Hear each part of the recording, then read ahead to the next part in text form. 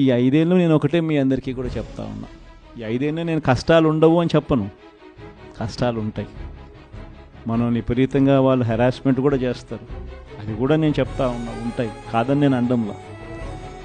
In fact నా పరిస్థితి మీ అందరికీ కూడా తెలిసే ఉంటుంది. 16 నెలలు నన్ను జైల్లో కూడా పెట్టాను. కష్టాలు ఉండవని నేను చెప్పను, అటువంటి కష్టాలు కూడా నేను చూసాను. కానీ ఏమైంది, కష్టాలు అనేటివి ఎప్పుడు ఎల్లకాలం ఉండవు. ఒక చీకటి వచ్చిన తర్వాత వెలుతురు రావడం అన్నది దేవుడు క్రియేట్ చేసిన సృష్టిలో ఖచ్చితంగా జరగాల్సిన కార్యక్రమం. కాబట్టి కష్టాలు ఎక్కువ రోజులు ఉండవు. ఒక రాత్రి వచ్చిన తర్వాత ఒక పగులు రాక తప్పదు.